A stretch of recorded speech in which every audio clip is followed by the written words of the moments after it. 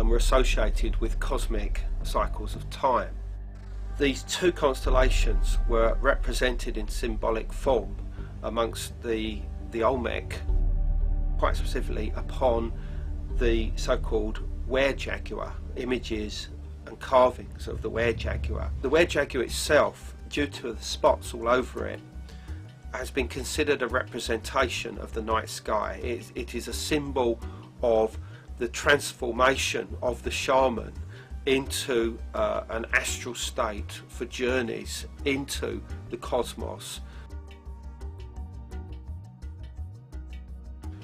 La Venta, which is one of the primary sites of the Olmec, reflects this influence of Cygnus and Ursa Major.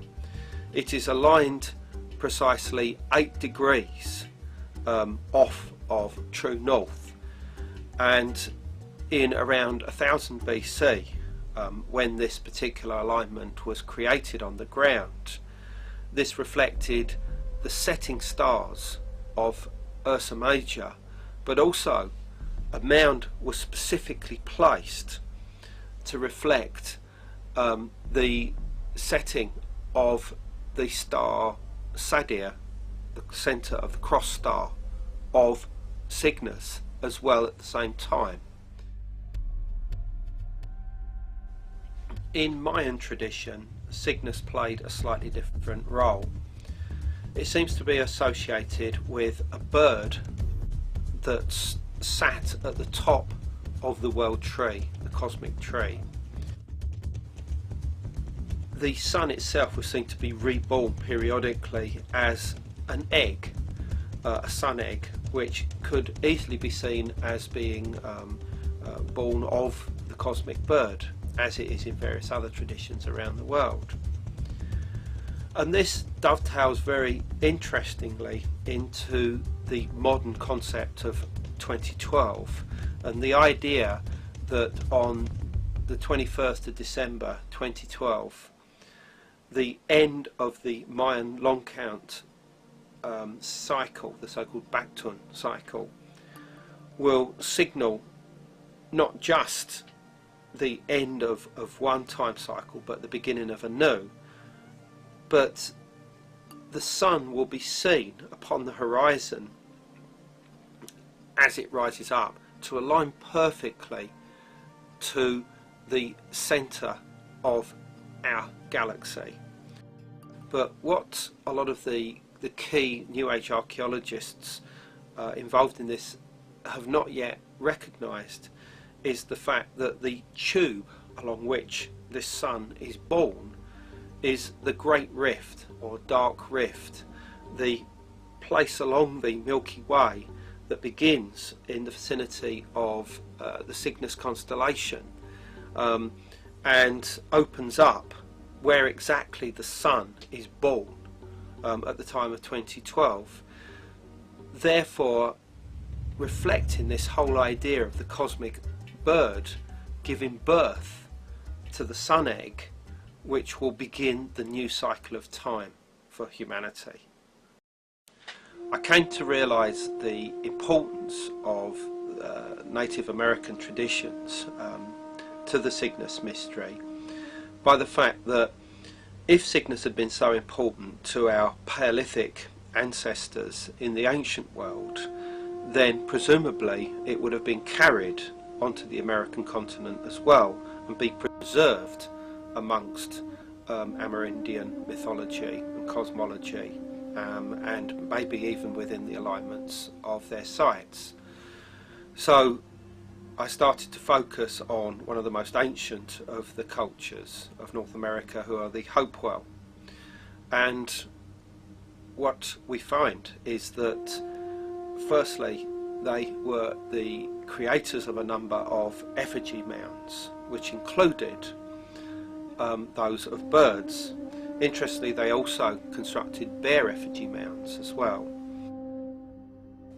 Whereas the bear effigy mounds have become associated with Ursa Major, the Big Dipper, those of the bird, which are found quite frequently in various states, have been associated with the constellation of Cygnus. Now this is quite intriguing because one of the most prominent bird effigy mounds can be found in the centre of the huge circular earthwork of Great Circle, or the fairgrounds, in Newark, Ohio. And here, right in the centre of it, is so-called Eagle Mound. And this is roughly or abstractly shaped like a bird or a bird's foot, and is orientated specifically towards the only exit of the circular earthwork, and that is roughly towards the midsummer sunrise. Now this is intriguing in itself, and upon visiting there in 2004, I wondered whether it was possible that the Hopewell peoples that constructed this place, approximately 100 BC, may have seen the eagle as in some way a psychopomp, a carrier of souls, through the point of exit up into the heavens. And it made me wonder whether it was possible that the Milky Way may have been seen through this same gap. I found that just 2 hours before sunrise on the summer solstice, the Milky Way would have been perpendicular, rising perfectly up from the position of this exit at Great Circle up into the sky, where directly above, just in the northern heavens, the stars of Cygnus would have been seen. To me, this was all beyond coincidence, and to me, Eagle Mound at the centre of Great Circle was unquestionably a representation of the Cygnus constellation, and reflected the whole belief among the early Native American peoples in the transmigration of the soul in a bird via the Milky Way to the stars of Cygnus.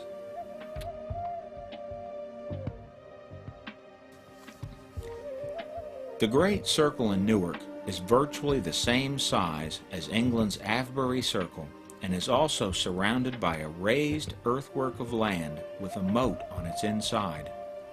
This would be a remarkable coincidence, and it's possible that beliefs about Cygnus were carried to the Americas by the earliest people entering North America. The Blackfoot tribe of North America have legends of a wolf trail that was the path of souls. It was known as a ghost trail, a pathway for the dead to follow to the afterlife. The Blackfoot shield shows the wolf trail, with the Milky Way probably depicted as a crossbar connecting the earth on both ends, with the 4 primary directions shown. The human race is depicted as small dots on the earth. The center cross of the Blackfoot shield shows what is believed to be the Northern Cross in the center of the Milky Way.